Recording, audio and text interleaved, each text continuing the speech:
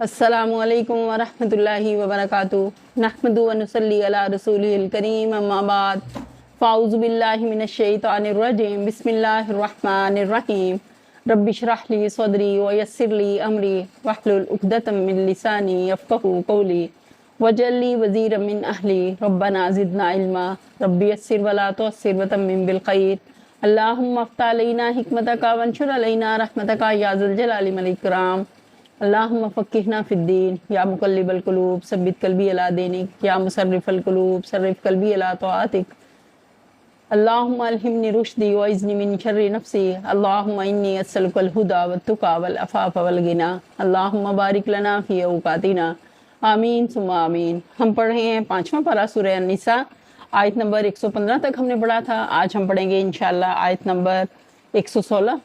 आऊज़ु बिल्लाहि मिनश शैतानिर रजीम। मैं पनाह मांगती हूँ अल्लाह की शैतान मरदूद से। बिस्मिल्लाहिर रहमानिर रहीम। शुरू अल्लाह के नाम से जो बड़ा मेहरबान नहायत रहम करने वाला है। इन्नल्लाह ला यग़फ़िरु अन युश्रक बिही व यग़फ़िरु मा दून ज़ालिका लिमन यशा व मन युश्रिक बिल्लाहि फ़क़द ज़ल्ल ज़लालन बईदा।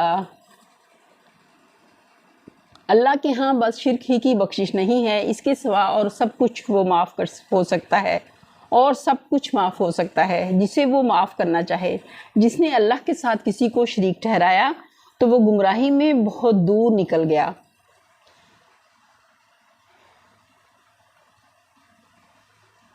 इस रुकू में ऊपर के सिलसिले कलाम को जारी रखते हुए इरशाद हुआ है कि अपनी जाहिलियत के तैश में आकर ये शख्स जिस राह की तरफ गया है वो कैसी राह है, और सालिहीन के ग्रोह से अलग होकर जिन लोगों का साथ उसने इख्तियार किया है वो कैसे लोग हैं।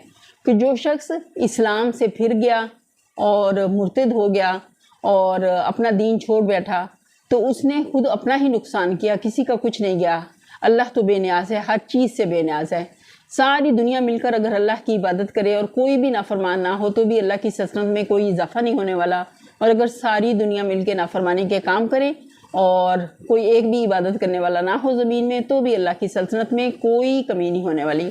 अल्लाह बादशाह, जब्बार, कहार, ज़ुल जलाल वल इकराम, अर्रहमान, अर्रहीम, ये सारी सिफ़ात अल्लाह की हैं। अल्लाह हर चीज़ से बेनियाज़ है। अगली आयत देखते हैं। यदऊन मिन दूनिही इल्ला इनासा व यदऊन इल्ला शैतानम मरीदा। वो अल्लाह को छोड़कर देवियों को माबूद बनाते हैं, वो उस बागी शैतान को माबूद बनाते हैं।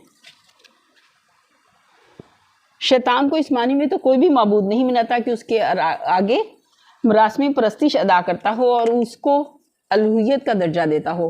अलबत्ता उसे माबूद बनाने की सूरत क्या है कि आदमी अपने नफ्स की बागें शैतान के हाथ में दे देता है और जिधर वो चलाता है उधर उधर चलता है, गोया ये उसका बंदा है और उसका खुदा और वो उसका खुदा। इससे मालूम हुआ कि किसी के अहकाम को बेचू चला अतात और अंधी पैरवी करने का नाम भी इबादत है, और जो शख्स इस तरह की अतात करता है वो दरअसल उसकी इबादत बचा लाता है। अल्लाह हमें इस शिर्क खफ़ी से महफूज फरमाए और हर हाल में अपनी इबादत पर जमाए रखे। अगली आयत देखते हैं। लाअनहुल्लाह वक़ाल लतख़िज़न्न मिन इबादिका नसीबम मफ़रूज़ा। जिसको अल्लाह ने लानत ज़दा किया है वो इस शैतान की अतात कर रहे हैं जिसने अल्लाह से कहा कि था कि मैं तेरे बंदों से एक मुकर्रर हिस्सा लेकर रहूँगा। यानी उनके औकात में, उनकी मेहनतों और कोशिशों में, उनकी कुव्वतों और काबिलियतों में, उनके माल और उनकी औलाद में अपना हिस्सा लगाऊंगा। उनको फ़रेब देकर ऐसा परचाऊंगा कि वो इन सारी चीज़ों का एक मोतदद बाहिस्सा मेरी राह में सर्फ करेंगे। ये शैतान ने अल्लाह से कहा था कि मैं इस तरह तेरे बंदों को बहकाऊंगा। अल्लाह ताला हर हाल में अपनी हिफाजत में हमें रखे और उसकी चालों और उसके हथकंडों से हमें अपनी पनाह में रखे।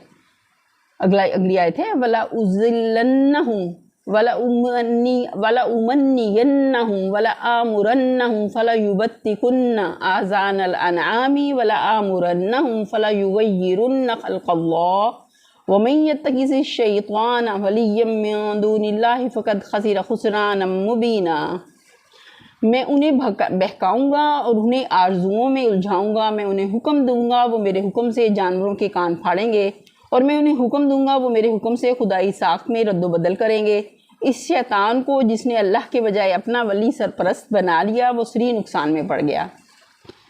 اور اہل عرب کے توہمات میں سے ایک کی طرف اشارہ ہے۔ ان کے ہاں قاعدہ تھا کہ جب اونٹنی 5 یا 10 بچے جان لیتی تو اس کے کان پھاڑ کر اسے اپنے دیوتا کے نام پر چھوڑ دیتے اور اس سے کام لینا حرام سمجھتے تھے۔ اسی طرح جس اونٹ کے نطفے سے 10 بچے پیدا ہو جاتے اسے بھی دیوتا کے نام پر پن کر دیا جاتا تھا، اور کان چیرنا اس بات کی علامت تھا کہ یہ پن کیا ہوا جانور ہے۔ خدائی ساخت میں رد و بدل کرنے کا مطلب اشیاء کی بناوٹ، پیدائشی بناوٹ میں رد و بدل کرنا نہیں ہے۔ اگر اس کا یہ مطلب لیا جائے تب تو پوری انسانی تہذیب ہی شیطان کے اغوا کا نتیجہ قرار پائے گی، اس لیے کہ تہذیب تو نام ہی ان تصرفات کا ہے جو انسان اللہ کی بنائی ہوئی چیزوں میں کرتا ہے۔ دراصل اس جگہ جس رد و بدل کو شیطانی فعل قرار دیا گیا ہے وہ یہ ہے کہ انسان کسی چیز سے وہ کام لے جس کے لیے اللہ نے اسے پیدا نہیں کیا ہے،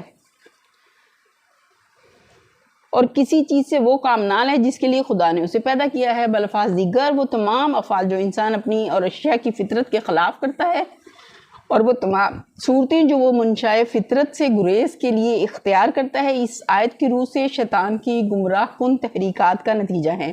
مثلاً عمل قوم لوط، ضبط ولادت، رہبانیت، مردوں اور عورتوں کو بانجھ بنانا، مردوں کو خواجہ سرا بنانا، عورتوں کو ان خدمات سے منحرف کرنا جو فطرت نے ان کے سپرد کی ہیں، اور انہیں تمدن کے ان شعبوں میں گھسیٹ لانا جس کے لیے مرد پیدا کیا گیا ہے، اور اس طرح کے دوسرے بے شمار افعال جو شیطان کے شاگرد دنیا میں کر رہے ہیں، دراصل یہ معنی رکھتے ہیں کہ یہ لوگ خالق کائنات کے ٹھہرائے ہوئے قوانین کو غلط سمجھتے ہیں اور ان میں اصلاح فرمانا چاہتے ہیں۔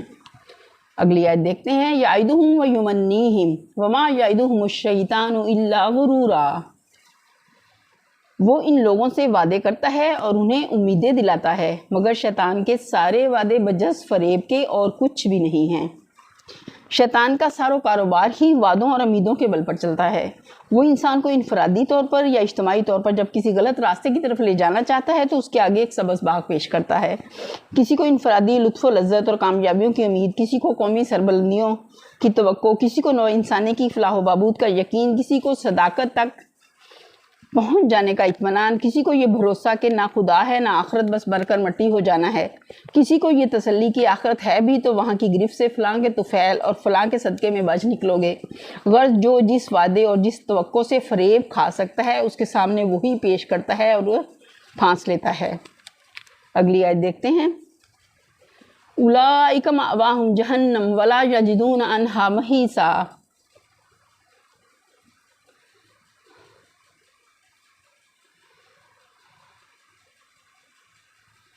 رہے وہ لوگ جو ایمان لے آئیں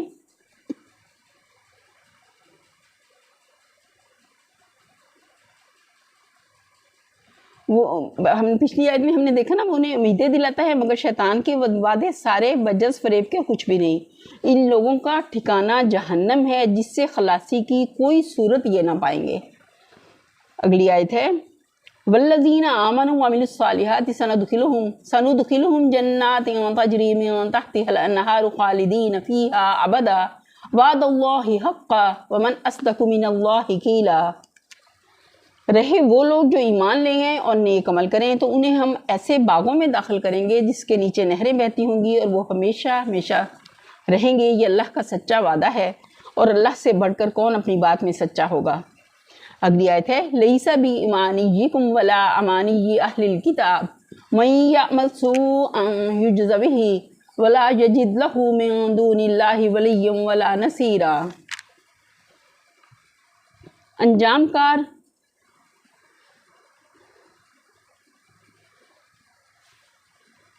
نہ تمہاری آرزوؤں پر موقوف ہے نہ اہل کتاب کی آرزوؤں پر۔ جو بھی برائی کرے گا اس کا پھل پائے گا اور اللہ کے مقابلے میں اپنے لیے کوئی حامی و مددگار نہ پا سکے گا۔ وَمَن يَعْمَلْ مِنَ الصَّالِحَاتِ مِن ذَكَرٍ أَوْ أُنثَىٰ وَهُوَ مُؤْمِنٌ فَأُولَٰئِكَ يَدْخُلُونَ الْجَنَّةَ وَلَا يُظْلَمُونَ نَقِيرًا۔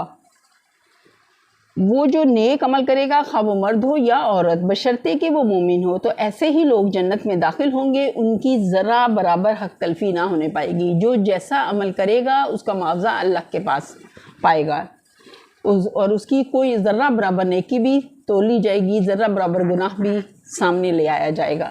اگلی آیت ہے، وَمَنْ أَحْسَنُ دِينًا مِّمَّنْ أَسْلَمَ وَجْهَهُ لِلَّهِ وَهُوَ مُحْسِنٌ وَاتَّبَعَ مِلَّةَ إِبْرَاهِيمَ حَنِيفًا وَاتَّخَذَ اللَّهُ إِبْرَاهِيمَ خَلِيلًا۔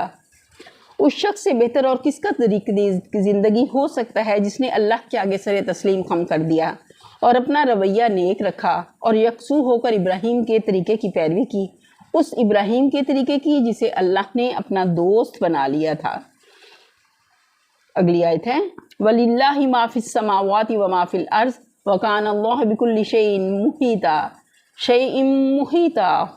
तो आसमानों और ज़मीन में जो कुछ है अल्लाह का है और अल्लाह हर चीज़ पर मुहीत है। यानी अल्लाह के आगे सर तस्लीम खम कर देना और खुद मुख्तारी से बाज आ जाना इसलिए बेहतरीन तरीका है कि यह हकीकत के ऐन मुताबिक है। जब अल्लाह ज़मीनों आसमान का और इन सारी चीज़ों का मालिक है जो ज़मीनों आसमान में है, तो इंसान के लिए सही रवैया ये है कि उसकी बंदगी और ताअत पर राज़ी हो जाए और सरकशी छोड़ दे। यानी अगर इंसान अल्लाह के आगे सर तस्लीम खम ना करे और सरकशी से बाज ना आए तो वो अल्लाह की गिरफ्त से बचकर कहीं भाग नहीं सकता। अल्लाह की कुदरत उसको हर तरफ से घेरे हुए है। अगली आयत है, वयस्तफ्तूनका फिन्निसाइ कुलिल्लाहु युफ्तीकुम फीहिन्न वमा युतला अलैकुम फिल किताबि फी यतामन निसाइ इल्लाती ला तुतूनहुन्न मा कुतिबा लहुन्न व तरगबून अन तंकिहुहुन्न वल मुस्तज़अफीन मिनल विल्दानि व अन तक़ूमू लिल यतामा बिल क़िस्त वमा तफ़अलू मिन खैरिन फ़इन्नल्लाह कान बिही अलीमा। लोग तुमसे औरतों के मामले में फ़तवा पूछते हैं, कहो अल्लाह तुम्हें इनके मामले में फ़तवा देता है और साथ ही वो अहकाम भी याद दिलाता है जो पहले से तुमको इस किताब में सुनाए जा रहे हैं। यानी वो अहकाम जो इन यतीम लड़कियों के मुतालिक हैं जिनके हक़ तुम अदा नहीं करते और जिनके निकाह करने से तुम बाज रहते हो या लालच की बिना पर तुम खुद उनसे निकाह कर लेना चाहते हो, और वो अहकाम जो इन बच्चों के मुतालिक जो बेचारे कोई ज़ोर नहीं रखते। अल्लाह तुम्हें हदायत करता है कि यतीमों के साथ इंसाफ पर कायम रहो और जो भलाई तुम करोगे वो अल्लाह के इल्म से छुपी ना रह जाएगी। इसकी तस्रीह नहीं फरमाई गई कि औरतों के मामले में लोग क्या पूछते थे, मगर आगे चलकर जो फतवा दिया गया है उससे सवाल की नौइयत खुद वाज़ेह हो जाती है। ये असल इस्तिफ्ताह का जवाब नहीं है, बल्कि लोगों के सवाल की तरफ तवज्जो फरमाने से पहले अल्लाह ताला ने उनके अहकाम की पाबंदी पर भी एक मरतबा ज़ोर दिया है, जो इसी सूरत के आगाज़ में यतीम लड़कियों के मुतालिक बिलखसूस और यतीम बच्चों के मुतालिक बिलअमूम इरशाद फरमाए हैं। इससे मालूम होता है कि अल्लाह की निगाह में यतीमों के हकूक़ की अहमियत कितनी ज़्यादा है। इब्तदाई 2 रुकों में उनके हकूक़ के तहफ़्फ़ुज़ की ताकीद बड़ी शिद्दत के साथ की जा चुकी थी, मगर इस पर इत्तफा नहीं किया गया। अब जो माशरती मसाइल की गुफ्तगू छिड़ी तो कबल इसके कि लोगों के पेश करदा सवाल का जवाब दिया जाता, यतीमों के मफाद का जिक्र बतौर खुद छेड़ दिया गया। इशारा है उस आयत की तरफ जिसमें इरशाद हुआ है कि अगर यतीमों के साथ बेइंसाफ़ी करने से डरते हो तो जो औरतें तुमको पसंद आएँ।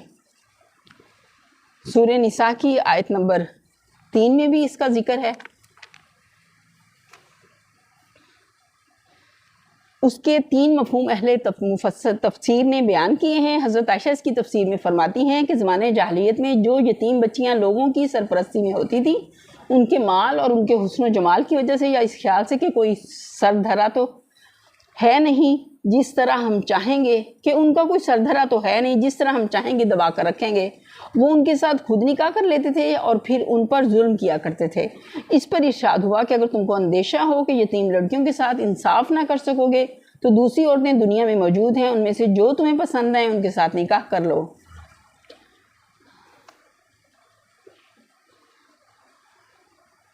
इब्ने अब्बास और उनके शागिर्द इकरमा इसकी तफसीर ये बयान करते हैं कि जाहिलियत में निकाह की कोई हद ना थी। एक शख्स 10-10 बीवियां कर लेता था और जब इस कसरत अज़वाज से मसारिफ बढ़ जाते थे तो मजबूर होकर अपने यतीम भतीजों, भांजों और दूसरे बेबस अजीज़ों के हकूक़ पर दस्तदराजी करता था।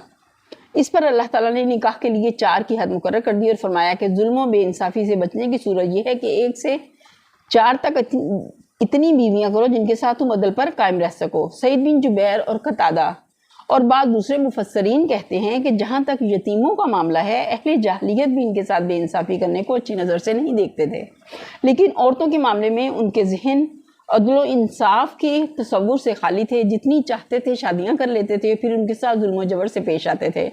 इस पर इरशाद हुआ कि अगर तुम यतीमों के साथ बेइंसाफ़ी करने से डरते हो तो औरतों के साथ भी बेइंसाफ़ी करने से डरो।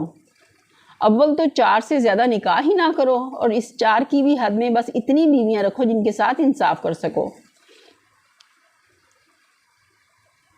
نیز اس کا ایک مفہوم یہ بھی ہو سکتا ہے کہ اگر تم یتیموں کے ساتھ ویسے انصاف نہیں کر سکتے تو ان عورتوں سے نکاح کر لو جن کے ساتھ یتیم بچے ہیں۔ آگے دیکھتے ہیں۔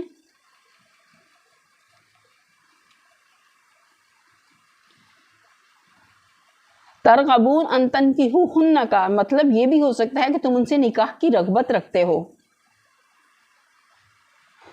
اور یہ بھی ہو سکتا ہے کہ تم ان سے نکاح کرنا پسند نہیں کرتے۔ حضرت عائشہ اس کی تشریح میں فرماتی ہیں کہ جن لوگوں کی سرپرستی میں ایسی یتیم لڑکیاں ہوتی تھیں جن کے پاس والدین کی چھوڑی ہوئی کچھ دولت ہوتی تھی، اور وہ ان لڑکیوں کے ساتھ مختلف طریقوں سے ظلم کرتے تھے، اگر لڑکی مالدار ہونے کے ساتھ خوبصورت بھی ہوتی تو یہ لوگ چاہتے تھے کہ خود اس سے نکاح کر لیں اور مہر و نفقہ ادا کیے بغیر اس کے مال اور جمال دونوں سے فائدہ اٹھائیں۔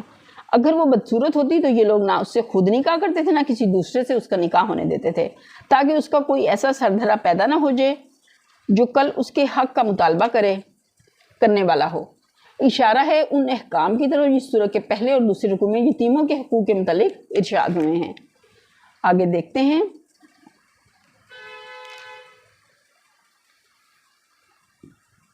وَأَنِ امْرَأَةٌ خَافَتْ مِنْ بَعْلِهَا نُشُوزًا أَوْ إِعْرَاضًا فَلَا جُنَاحَ عَلَيْهِمَا أَنْ يُصْلِحَا بَيْنَهُمَا صُلْحًا وَالصُّلْحُ خَيْرٌ وَأُحْضِرَتِ الْأَنفُسُ الشُّحَّ وَإِنْ تُحْسِنُوا وَتَتَّقُوا فَإِنَّ اللَّهَ كَانَ بِمَا تَعْمَلُونَ خَبِيرًا۔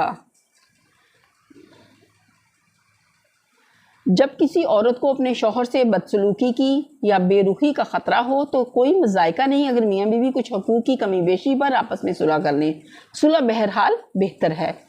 نفس تنگ دلی کی طرف جلدی مائل ہو جاتے ہیں، لیکن اگر تم احسان سے پیش آؤ اور خدا ترسی سے کام لو تو یقین رکھو کہ اللہ تمہارے اس طرز عمل سے بے خبر نہ ہوگا۔ یہاں سے اصل استفسار کا جواب شروع ہوتا ہے۔ اس جواب کو سمجھنے کے لیے ضروری ہے کہ پہلے سوال کو اچھی طرح ذہن نشین کر لیا جائے۔ زمانے جاہلیت میں ایک شخص غیر محدود تعداد تک بیویاں کرنے کے لیے آزاد تھا، اور ان کثیر التعداد بیویوں کے بھی کچھ حقوق مقرر نہ تھے۔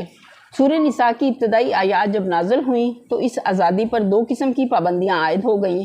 ایک یہ کہ بیویوں کی تعداد زیادہ سے زیادہ 4 تک محدود کر دی گئی، دوسری یہ کہ 1 سے زیادہ بیویاں رکھنے کے لیے عدل یعنی مساوانہ برتاؤ کو شرط قرار دیا گیا۔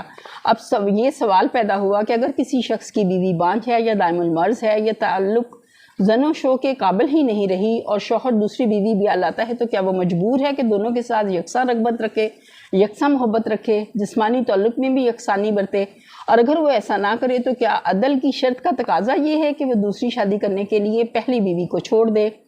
نیز یہ کہ اگر پہلی بیوی خود جدا نہ ہونا چاہے تو کیا زوجین میں اس قسم کا معاملہ ہو سکتا ہے کہ جو بیوی غیر مرغوب ہو چکی ہے وہ اپنے بعض حقوق سے خود دستبردار ہو کر شوہر کو طلاق سے باز رہنے پر راضی کر لے؟ کیا ایسا کرنا عدل کی شرط کے خلاف تو نہ ہوگا؟ یہ سوالات ہیں جن کا جواب ان آیات میں دیا گیا ہے۔ یعنی طلاق و جدائی سے بہتر ہے کہ اس طرح باہم مصالحت کر کے ایک عورت اسی شوہر کے ساتھ رہے جس کے ساتھ وہ عمر کا ایک حصہ گزار چکی ہے۔ عورت کی طرف سے تنگ دلی یہ ہے کہ وہ اپنے اندر شوہر کے لیے بے رغبتی کے اسباب کو خود محسوس کرتی ہے اور پھر بھی وہ سلوک چاہے جو ایک مرغوب بیوی کے ساتھ ہی برتا جا سکتا ہے۔ مرد کی طرف سے تنگ دلی یہ ہے کہ جو عورت دل سے اتر جانے پر بھی اس کے ساتھ ہی رہنا چاہتی ہو اس کو وہ حد سے زیادہ دبانے کی کوشش کرے اور اس کے حقوق ناقابل برداشت حد تک گھٹا دینا چاہے۔ پھر یہاں اللہ تعالیٰ نے مرد ہی کے جذبہ فیاضی سے اپیل کی ہے، جس طرح بالعموم ایسے معاملات میں اس کا قاعدہ ہے۔ اس نے مرد کو ترغیب دی ہے کہ وہ بے رغبتی کے باوجود اس عورت کے ساتھ احسان سے پیش آئے جو برسوں اس کی رفیق زندگی رہی ہے۔ اس خدا سے ڈرے اگر اس انسان کی خامیوں کے سبب سے اپنی نظر التفات اس سے پھیر لے اور اس کے نصیب میں کمی کرنے پر اتر آئے تو پھر اس کا دنیا میں کہیں ٹھکانہ نہ رہے۔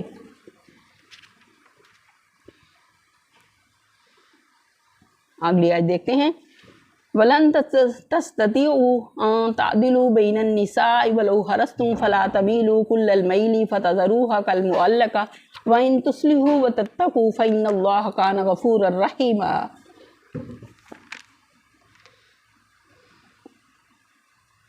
بیویوں کے درمیان پورا عدل کرنا تمہارے بس میں نہیں ہے، تم چاہو بھی تو اس پر قادر نہیں ہو سکتے، لہٰذا قانون الہی کا منشا پورا کرنے کے لیے کافی ہے کہ ایک بیوی کی طرف اس طرح نہ جھک جاؤ کہ دوسری کو ادر میں لٹکتا ہوا چھوڑ دو۔ اگر تم اپنا طرز عمل درست رکھو اور اللہ سے ڈرتے رہو تو اللہ چشم پوشی کرنے والا اور رحم فرمانے والا ہے۔ مطلب یہ ہے کہ آدمی تمام حالات میں تمام حیثیتوں سے دو یا زائد بیویوں کے درمیان مساوات نہیں برت سکتا۔ ایک خوبصورت ہے دوسری بدصورت، ایک جوان اور دوسری سن رسیدہ، ایک دائم المرض ہے اور دوسری تندرست، ایک بدمزاج دوسری خوش مزاج۔ اسی طرح کے دوسرے توافت بھی ممکن ہے جس کی وجہ سے ایک بیوی کی طرف تباً آدمی کی رغبت کم اور دوسری کی طرف زیادہ ہو سکتی ہے۔ ایسی حالتوں میں قانون یہ مطالبہ نہیں کرتا کہ محبت و رغبت اور جسمانی تعلق میں ضرور ہی دونوں کے درمیان مساوات رکھی جائے، بلکہ صرف یہ مطالبہ کرتا ہے کہ جب تم بے رغبتی کے باوجود ایک عورت کو طلاق نہیں دیتے اور اس کو اپنی خواہش یا خود اس کی خواہش کی بنا پر بیوی بنائے رکھتے ہو تو اس سے کم از کم اس حد تک تعلق ضرور رکھو کہ وہ عملاً بے شوہر ہو کر نہ رہ جائے۔ ایسے حالات میں ایک بیوی کی بنسبت دوسری کی طرف میلان زیادہ ہونا تو فطری امر ہے، لیکن ایسا بھی نہ ہونا چاہیے کہ دوسری یوں معلق ہو جائے گویا اس کا شوہر ہی نہیں۔ اس آیت سے بعض لوگوں نے یہ نتیجہ نکالا کہ قرآن ایک طرف عدل کی شرط کے ساتھ تعدد ازواج کی اجازت دیتا ہے اور دوسری طرف عدل کرنا ناممکن قرار دے کر اس اجازت کو عملاً منسوخ کر دیتا ہے، لیکن در حقیقت ایسا نتیجہ نکالنے کے لیے اس آیت میں کوئی گنجائش نہیں ہے۔ اگر صرف اتنا ہی کہنے پر اتفاق کیا گیا ہوتا کہ تم عورتوں کے درمیان میں عدل نہیں کر سکتے تو یہ نتیجہ نکالا جا سکتا تھا، مگر اس کے بعد یہ جو فرمایا کہ لہٰذا ایک بیوی کی طرف بالکل نہ جھک پڑو، اس فقرے نے کوئی موقع اس مطلب کے لیے باقی نہیں چھوڑا جو مسیحی یورپ کی تقلید کرنے والے حضرات اس سے نکالنا چاہتے ہیں۔ یعنی اگر حتی الامکان تم قصداً ظلم نہ کرو، انصاف ہی سے کام لینے کی کوشش کرتے رہو تو فطری مجبوریوں کی بنا پر جو تھوڑی بہت کوتاہیاں تم سے انصاف کے معاملے میں صادر ہوں گی اللہ ان سے درگزر فرما دے گا، اللہ معاف فرما دے گا۔ اگلی آیت دیکھتے ہیں۔ وَإِن يَتَفَرَّقَا يُغْنِ اللَّهُ كُلًّا مِّن سَعَتِهِ وَكَانَ اللَّهُ وَاسِعًا حَكِيمًا۔ لیکن اگر زوجین ایک دوسرے سے الگ ہو جائیں تو اللہ اپنی وسیع قدرت سے ہر ایک کو دوسرے کی محتاجی سے بے نیاز کر دے گا۔ اللہ کا دامن بہت کشادہ اور وہ دانا و بینا ہے۔ وَلِلَّهِ مَا فِي السَّمَاوَاتِ وَمَا فِي الْأَرْضِ وَلَقَدْ وَصَّيْنَا الَّذِينَ أُوتُوا الْكِتَابَ مِن قَبْلِكُمْ وَإِيَّاكُمْ أَنِ اتَّقُوا اللَّهَ وَإِن تَكْفُرُوا فَإِنَّ لِلَّهِ مَا فِي السَّمَاوَاتِ وَمَا فِي الْأَرْضِ وَكَانَ اللَّهُ غَنِيًّا حَمِيدًا۔ آسمانوں اور زمین میں جو کچھ ہے سب اللہ ہی کا ہے۔ تم سے پہلے جن کو ہم نے کتاب دی تھی انہیں یہی ہدایت کی تھی کہ اب تم یہی ہدایت کرتے ہیں، تم کو بھی یہی ہدایت کرتے ہیں کہ اللہ سے ڈرتے ہوئے کام کرو، لیکن اگر تم نہیں مانتے تو نہ مانو۔ آسمان و زمین کی ساری چیزوں کا مالک اللہ ہی ہے اور وہ بے نیاز ہے اور ہر تعریف کا مستحق۔ إِن يَشَأْ يُذْهِبْكُمْ أَيُّهَا النَّاسُ وَيَأْتِ بِآخَرِينَ وَكَانَ اللَّهُ عَلَىٰ ذَلِكَ قَدِيرًا۔ وہ اگر چاہے تو تم لوگوں کو ہٹا کر تمہاری جگہ دوسروں کو لے آئے، وہ اس کی پوری قدرت رکھتا ہے، اللہ ہر چیز سے بے نیاز ہے۔ اگلی آیت ہے مَن كَانَ يُرِيدُ ثَوَابَ الدُّنْيَا فَعِندَ اللَّهِ ثَوَابُ الدُّنْيَا وَالْآخِرَةِ وَكَانَ اللَّهُ سَمِيعًا بَصِيرًا۔ جو شخص محض ثواب دنیا کا طالب ہو اسے معلوم ہونا چاہیے کہ اللہ کے ثواب دنیا بھی ہے اور ثواب آخرت بھی، اور اللہ سمیع بصیر ہے۔ بالعموم قانونی احکام بیان کرنے کے بعد اور بالخصوص تمدن و معاشرت کے ان پہلوؤں کی اصلاح پر زور دینے کے بعد جن میں انسان اکثر ظلم کا ارتکاب کرتا رہا ہے، اللہ تعالیٰ اس قسم کے چند پر اثر جملوں میں ایک مختصر بات ضرور فرمایا کرتا ہے، اور اس سے مقصود یہ ہوتا ہے کہ نفوس کو ان احکام کی پابندی پر آمادہ کیا جائے۔ اوپر چونکہ عورتوں اور یتیم بچوں کے ساتھ انصاف اور حسن سلوک کی ہدایت کی گئی، لہٰذا اس کے بعد ضروری سمجھا گیا کہ چند باتیں اہل ایمان کے ذہن نشین کر دی جائیں۔ نمبر 1 کہ تم کبھی اس بھلاوے میں نہ رہنا کہ کسی کی قسمت کا بنانا اور بگاڑنا تمہارے ہاتھ میں ہے۔ اگر تم اس سے ہاتھ کھینچ لو گے تو اس کا کوئی ٹھکانہ نہ رہے گا۔ نہیں، تمہاری اور اس کی سب کی قسمتوں کا مالک اللہ ہے، اور اللہ کے پاس کسی بندے یا بندی کی مدد کا ایک تم ہی واحد ذریعہ نہیں ہو۔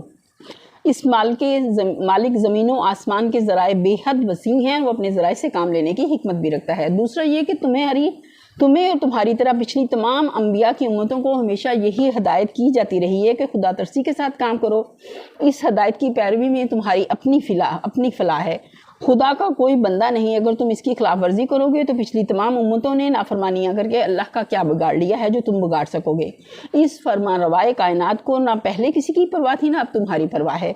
उसके अमर से इनहराफ करोगे तो तुमको हटाकर किसी दूसरी कौम को सरबुलंद कर देगा और तुम्हारे हट जाने से उसकी सल्तनत की रौनक में कोई फ़र्क ना आएगा। तीसरे ये कि अल्लाह के पास दुनिया के फ़ायदे भी हैं और आखिरत के फ़ायदे भी, आर्जी और वक्ती फ़ायदे भी हैं, पायदार और दायमी फ़ायदे भी। अब ये तुम्हारे अपने ज़र्फ़ और हौसले हिम्मत की बात है कि तुम उससे किस किस्म के फ़ायदे चाहते हो। अगर तुम महज दुनिया के चंद रोज़ा फ़ायदों ही पर रिश्ते हो और उसकी खातर अपनी अब्दी ज़िंदगी के फ़ायदों को कुर्बान कर देने के लिए तैयार हो तो खुदा यही तुमको यहीं और अभी दे देगा, मगर फिर आखिरत के अब्दी फ़ायदों में तुम्हारा कोई हिस्सा न रहेगा। दरिया तो तुम्हारी खेती को अब तक सैराब करने के लिए तैयार हैं, मगर ये तुम्हारे अपने ज़र्फ़ की तंगी और हौसले की पस्ती है कि सिर्फ़ एक फसल की सैराबी को अब्दी खुश्क साली की कीमत पर ख़रीदते हो। कुछ ज़र्फ़ में वुसअत हो तो ताअत व बंदगी का वो रास्ता इख्तियार करो जिससे दुनिया और आखिरत दोनों के फ़ायदे तुम्हारे हिस्से में आएँ। आखिर में फरमाया अल्लाह समीउन बसीर है। उसका मतलब ये है कि अल्लाह अंधा और बहरा नहीं है, नौज़ुबिल्लाह के किसी शाह बेखबर की तरह अंधाधुंध काम करे और अपनी अता बख्शिश में भले और बुरे के दरमियान कोई तमीज़ ना करे। वो पूरी बाखबरी के साथ अपनी इस कायनात पर फरमारवाई कर रहा है। हर एक के ज़र्फ़ और हौसले की पर उसकी निगाह है, उसके हर एक के औसाफ को वो जानता है। उसे खूब इल्म है तुम्हें से कौन किस राह में अपनी मेहनतें और कोशिशें सर्फ कर रहा है।